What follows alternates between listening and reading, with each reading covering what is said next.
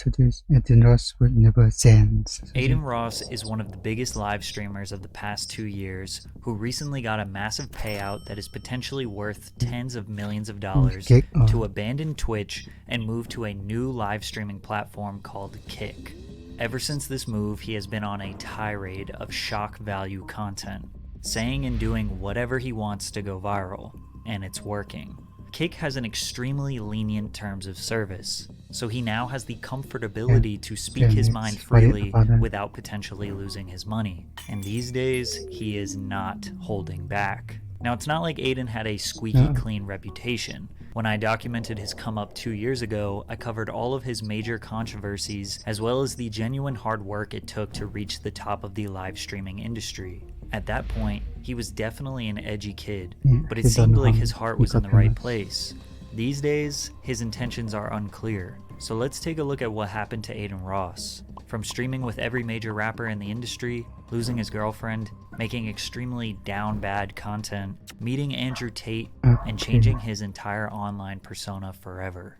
Picking up where we left off around May of 2021, Adin was on top of the world. He was one of the top 5 most subscribed and most viewed streamers on Twitch, averaging around 100,000 viewers per stream. He just reached 1 million subscribers on his Adin Live YouTube channel, which he treats like his main channel. And he did a collaboration stream with just about every mainstream rapper in the industry. It was very clear he was here to stay, and some people didn't like that. Those people were known as the Poggers community, or as Adin called them, the L nerds. This community is basically composed of all the top streamers on Twitch who helped build the platform's foundation years before Twitch was as popular as it is today. Poggers is an emote that people spam in the chat when something good or funny happens. Adin's community is known as the W and L community. That community is composed of Adin's friends and the new wave of Twitch streamers. And instead of spamming Poggers, the commenters will spam W or L. A couple of top streamers in the Poggers community threw some shade at Adin and his viewers.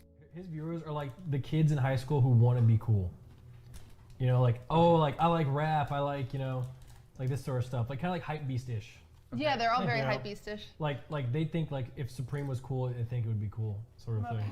Dude, I go in there and I literally have fun in Adin Ross's stream because I don't watch it. But I'm literally just spamming letters. You're like, yeah, I'm included. W. I just spam W nerd. He said spam W. Adin responded. His viewers are like the kids in high school who want to be cool. Don't disrespect my viewers like that. You guys literally have fucking Hall of Fame nerds, Hall of Fame threats in your chat that spam Poggers, Omegalo the entire stream, bro. You guys are unfunny streamers. You guys are not funny, bro. You guys are not funny at all. Fat, pimple-faced, four-eyed people with social problems. Watch you guys, bro. I don't call you guys fans. What kind of conversation do you guys think that they have? You guys think they just look at each other and say Poggers, Omegalo, shove an Omegalo in my eyes? Like, they're weird, bro. They're weird. Followed by a tweet that Adin sent to Ludwig. You really are sad for coming at me and my community. L nerd, go play your violin. Band geek. From there, Adin's audience went and attacked Ludwig, sending death threats to him and his girlfriend QT Cinderella. This beef was really silly and definitely overblown. It was solved very quickly when Adin and Ludwig both apologized to each other, but it set the standard of how powerful Adin's audience is, that he could militarize and accelerate his audience to defend him in any beef, but one day they would eventually turn on him. In the meantime, Adin was making an insane amount of money, specifically from gambling. His top sponsor was a company called Roobet, an online crypto casino that was paying him at least $1 million per month, according to a private conversation that Adin leaked himself. So the sponsor, they pay me to play on their website, right? And then they pay me an amount to gamble with. However, if I lose the amount, I have to withdraw my own money. So Adin was able to secure tens or hundreds of thousands of dollars in profits daily without risking his own money. An average streaming day for Adin was online gambling, talking to his chat, reacting to videos, hanging out with famous rappers, influencers, or streamers, and of course, being sus. I'm rapping in the streets. Whoa, whoa, Whoa. In the streets. Whoa. Batter beat is me. No. Wait, no, my bad. Now, despite all the success that Adin was bringing to Twitch, they always found a way to let him know they won't let him have too much power. During an IRL stream, Adin was driving his Lamborghini and reading his Twitch chat at the same time. Twitch That's gave not him a good. temporary ban for using his phone while driving. Just because you could really lose the shit like quick, bro. And people, I don't know, bro. I just feel horrible. I just fucked up, bro. I fucked up. I got banned on Twitch, guys. I didn't get anything back yet. I think it's a permanent ban. I'm gonna appeal it. I was 100% in the wrong, though. I was at a red stoplight and I was reading Twitch chat off my phone.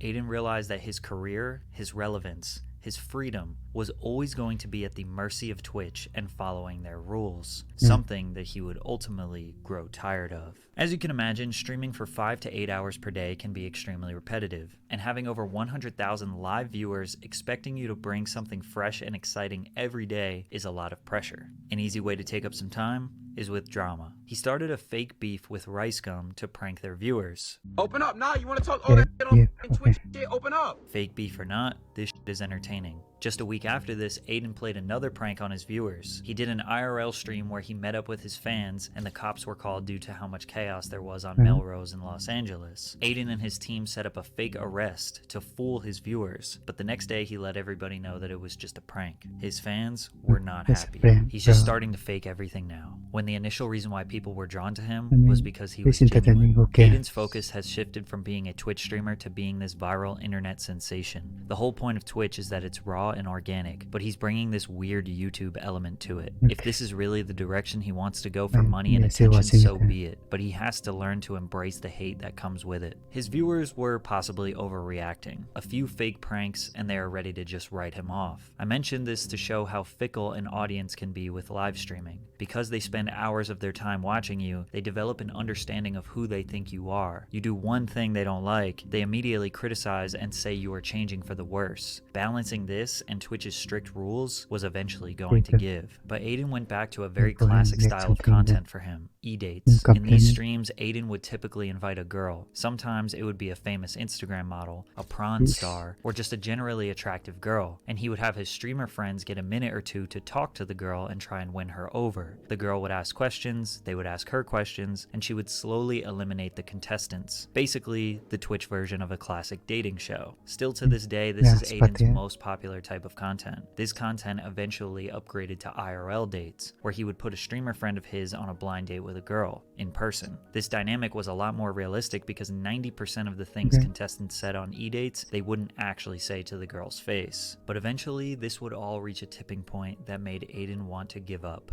It's not really the numbers anymore, but the problem is that people make me feel bad about dropping numbers. I think that's a very big problem I have.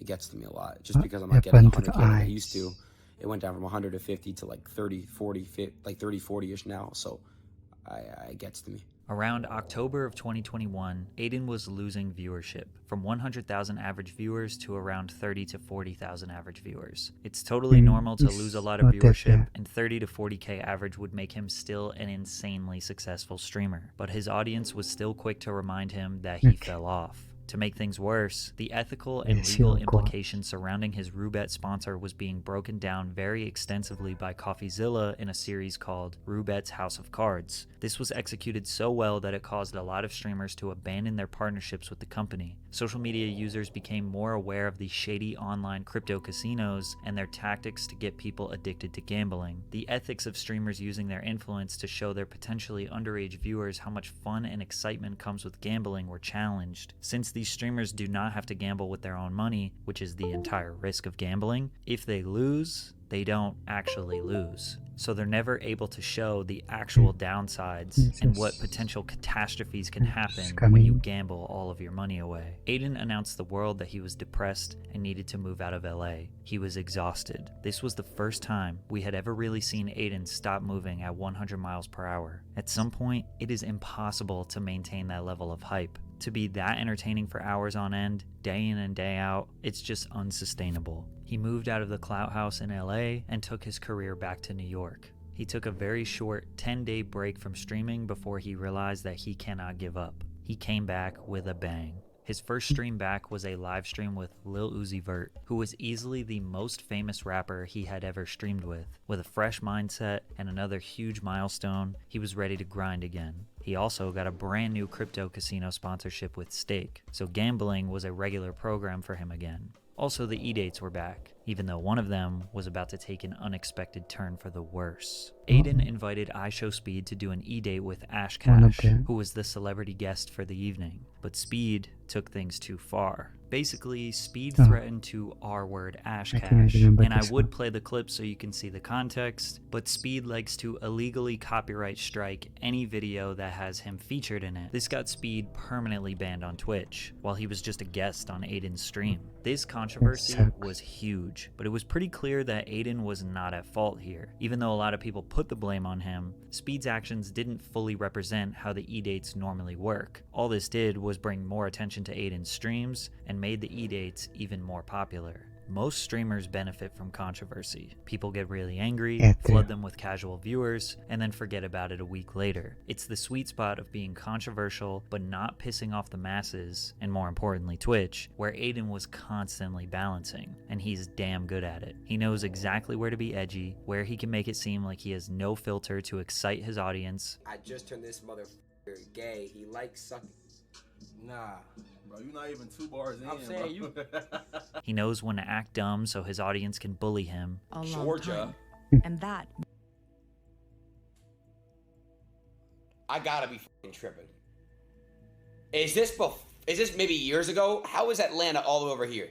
And he is an absolute mastermind when it comes to virality. However, one of his beefs, he almost took it too far. That was with the rapper NBA Youngboy, which started when a Youngboy fan page liked a photo that Adin's girlfriend Pammy posted. Adin didn't believe it was real. He spent 2 minutes in straight silence staring at this, wondering why NBA Youngboy could be potentially romanticizing his girlfriend. His audience convinced him that it was real, even though it wasn't. So Adin conducted a master plan that involved setting up one of his friends with NBA Youngboy's ex, Jania. While Jania was on an Instagram live, Adin requested to join and asked if his friend Par Yeet could spit some game to her. A bunch of people screen recorded the videos and posted them online saying that Adin was flirting with Youngboy's ex. So Youngboy decided to make a lethal threat to Adin in a song the same day.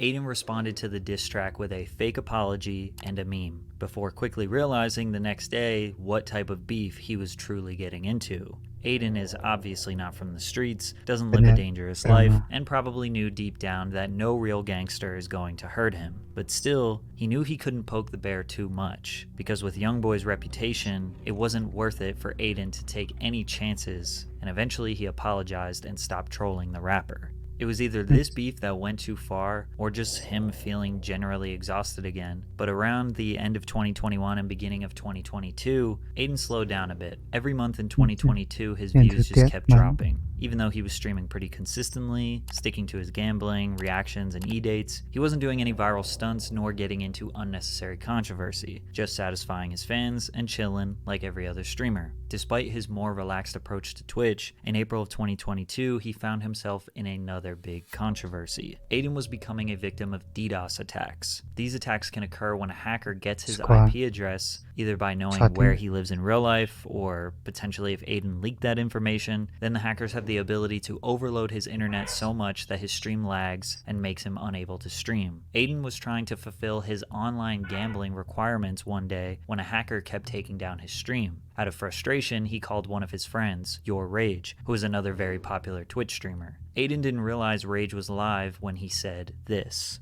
He did you again? He got you again? Yes, bro. Like, this kid's a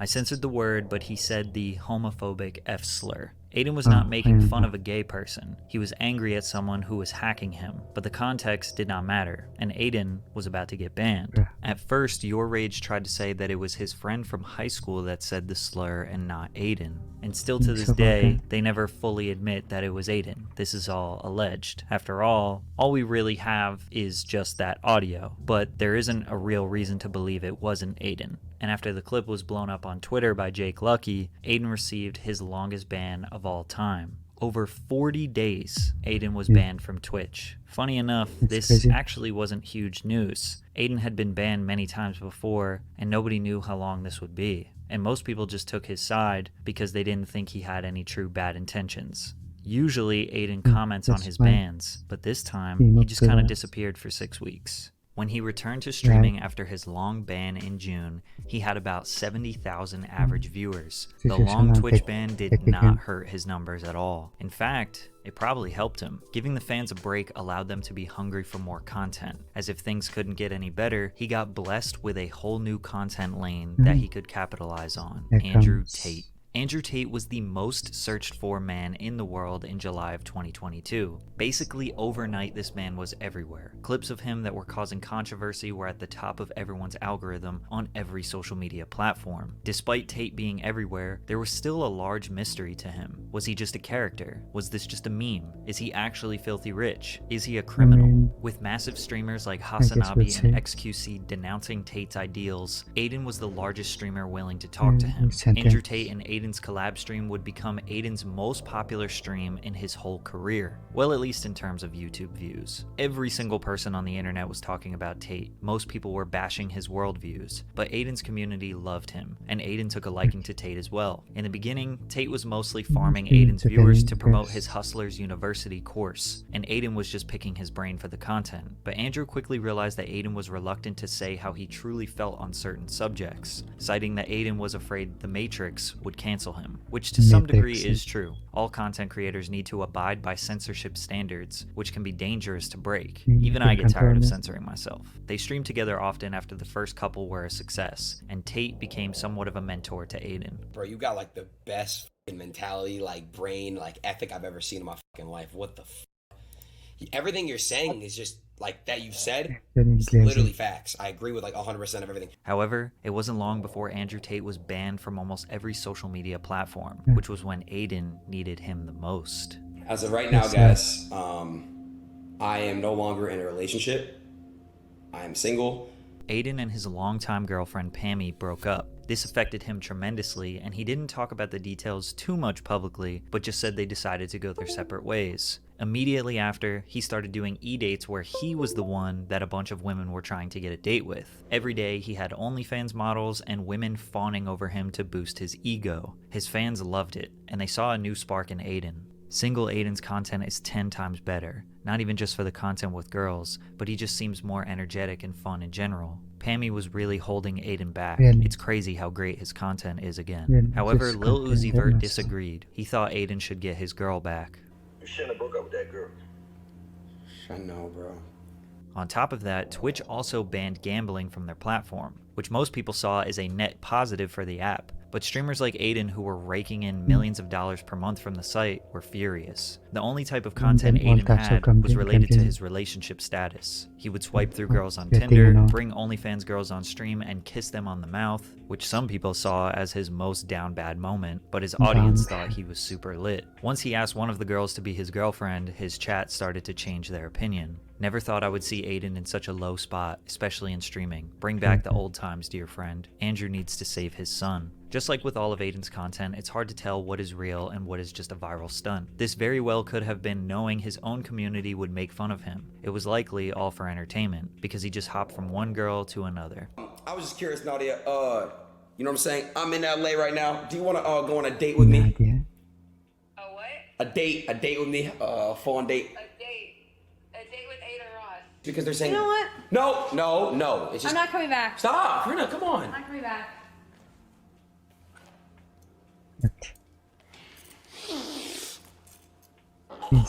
However, something that was very real was his ex-girlfriend starting an OnlyFans, which obviously bothered him. It kind of seemed like they were both battling to make each other jealous. Adin's fans were saying that she hit rock bottom, but they were just trying to protect Adin's feelings, because I'm sure he wasn't excited about her new career. And just when Adin needed him the most, the top G returned after a long hiatus, and immediately questions Adin's new lifestyle. Adin, what are you doing with your life? Come on, bro. Already off the jump? You don't want to catch up? Hey, how's it going? Were you new What's the point in catching up? What's the point in catching up with you when I basically know the answer? You're sitting in Miami doing hedonistic bull. No. Sitting around, doing drugs, drinking, doing absolutely nothing important, hanging around with a bunch of losers. That's what you're doing. Viewers shifted their alliance to Tate, and they realized he was right about Adin's lifestyle, but Adin didn't listen. He kept living his dopamine-boosting, pleasure-filled lifestyle. Eventually, he would fly to Dubai to meet Andrew Tate in person, which seemed to be the catalyst to some real change. Adin did his classic performative suspect humor. In prison. But Tate convinced Adin to get into shape and try to make better life choices. He came back to the USA on a mission, now turning his body transformation into content. They made a deal that if Tate could do 150 push-ups in 5 minutes, Adin had to shave his head bald. Then after Andrew did it with ease, Adin asked for redemption. If he did 30 push-ups in a row, he could keep his hair. These were the push-ups. Come on. Come on. 6, come What is that? 7, come on. 8, come on. No, it was Come on. bending elbow. Even though it took him 3 weeks, he eventually shaved his head bald. Just a couple days before he did it, Andrew Tate got arrested in Romania after being investigated for potential human trafficking crimes. Adin stood his ground and said that he supports Andrew Tate and does not believe he is guilty, whereas the entirety of the internet celebrated Andrew Tate's imprisonment. But just 1 week into his bald new year, he randomly got a 7-day ban on Twitch. Again, not really clear as to why. If you haven't noticed by now, Twitch often doesn't state why people get banned. They just remind those creators, don't get too comfortable. I just got banned on Twitch. I'm not as mad and devastated as I would be, a year or two ago, because I think I'm at a point in my mind where I realize I trust God and everything happens for a reason. It seems like Adin getting banned throughout his career has been good for him. It allows him to at least slow down and rethink everything he does. Usually after his bans, he returns as the best version of himself and his fans love it. And this time, that couldn't be more true. In January of 2023, he returned to Twitch, taking his fitness journey as serious as possible, telling his followers that he was not having sex, doing drugs, or drinking alcohol. He was going to fully focus on bettering his health this year. However, some people thought this lifestyle change was a warning sign. Hasanabi, another massive Twitch streamer mostly known for his political commentary, predicted that Adin was going to turn into another Sneeko. If he keeps going down this pipeline, he's going to turn into like another Sneeko. He's just going to be banned from everything. He just needs to save himself. It's good that he's working out.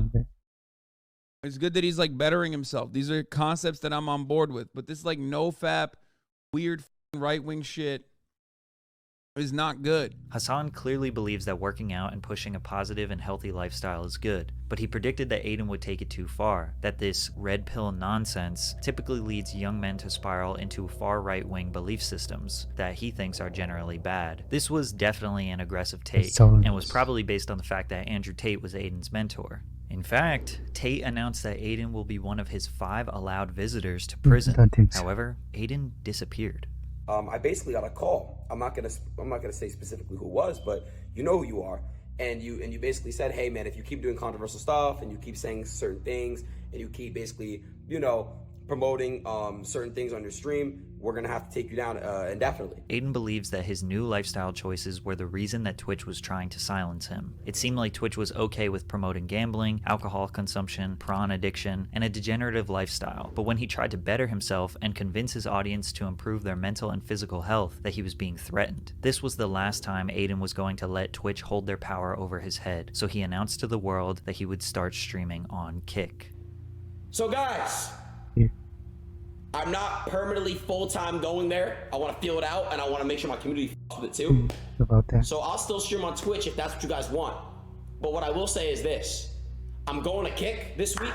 Kick is a live streaming platform that looks and operates almost exactly like Twitch. Although it's not very clear who owns Kick, there's a lot of evidence that supports that Edward Craven, one of the founders of Stake.com, is a part owner of the site. Another part owner is Trainwrecks TV, who was the largest gambling streamer on Twitch. Kick's main differentiating factors is that they pay their streamers 95% of their subscriber money, and Kick takes 5%. They also have extremely lenient terms of service, so when Adin said he could do whatever he wanted, he wasn't lying. He went to Kick, streamed the Super Bowl, which is dangerously illegal, and even pulled up the front page of Pornhub while streaming to tens of thousands of people, mostly underage kids. As if it couldn't get any worse, the chat is totally unfiltered, so the comment section is flooded with just about every racial slur you could ever imagine. The stream was clipped and went extremely viral on Twitter. Everyone agreed that this was a stupid decision, and Adin ultimately apologized for it, citing his own hypocrisy since he no longer watches Prawn and thinks it's very unhealthy. Plus, he's been profiting off Prawn Stars and OF models for years now. He went back and forth from streaming on Twitch, then back to Kick for about 10 days in February. It was during this time where he was negotiating an extremely large exclusive deal with Kick, similar to when Ninja signed to the Microsoft-owned Mixer streaming platform for between $20 to $30 million in 2019. And they're giving me tens of M's if I go full time. If you guys, if I go full time, and equity.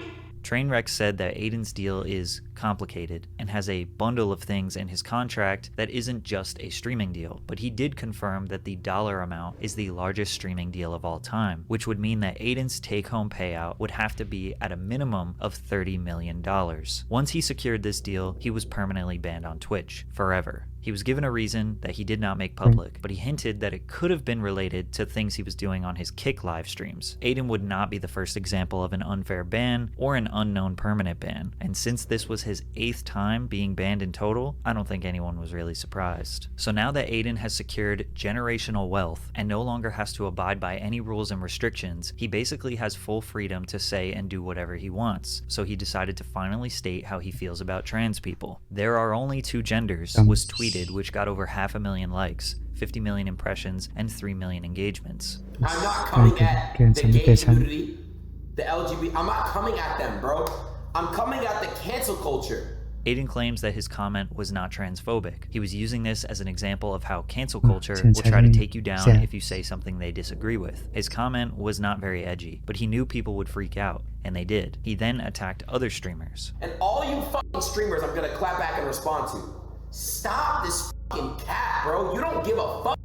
You are signed under Twitch contract. To which XQC replied the best. That's like going to a spot, like going to a church for people that are praying and be like, God isn't real. God, no gods are here, lol. What are you guys doing? Gods aren't there, lol. And then you say, am I wrong? Am I wrong though? It doesn't really make sense why Adin is doing political hot takes. He has no intention of doing actual research or trying to attack any complicated problem. His biggest rebuttal is that people on the internet need to go outside because their reality cannot simply be the same reality he is living in. His next hot take was... To all you guys that get to pick your pronouns, my pronouns is kill/them, okay? Which was followed by an apology. And I just wanted from the bottom of my heart, apologize for absolutely fucking nothing. Okay, I'm Adin Ross, and Adin Ross is gonna say what the fuck he says. Which was followed by this statement a few days later. I just don't fuck. The only thing I don't like about this community is you guys are homophobic and transphobic. I don't fuck with that because y'all don't know what it's like. You know, people, you just don't know what it's like. You're not in their shoes. So basically, it's tough to know how he really feels about anything. So think to yourself, is Adin's behavior on Kick really all that different from the stuff we showed in the beginning and throughout this video? His whole rise to fame was because he is an edgy teenager. All of his success came from him being edgy, toxic, or playing dumb. He hasn't changed, he's just 22 now, more popular, and extremely rich. It's understandable why people get angry at him, but his behavior shouldn't be unexpected. He is constantly contradicting himself, pretending to be dumber than he is, walking back on things that he says, telling people to not take him seriously, and that everything he does is just jokes. And it's probably all just because he is bored. His streams consist of him reacting to stuff on the internet, talking to girls with their chests exposed, playing video games, and gambling. Even though he will tell you that you need to go outside, get off the internet, OnlyFans girls are poison, and gambling is an addictive habit. He likely gets bored in his mansion, and when he's bored, he'll say something to get a rise out of people, play it off like it's just a joke, apologize, and then rinse and repeat. He is never going to be canceled, he is never going to be deplatformed, and he has made enough money that he doesn't actually have to work another day in his life. He is going to do whatever he wants, and it's up for you to decide if you want to give him any more of your attention. Mainly is entertaining. Why don't you watch it? I think there's nothing wrong with watching him. It's entertaining. It's actually a good thing. There's a competition between Kick and Tess. This video.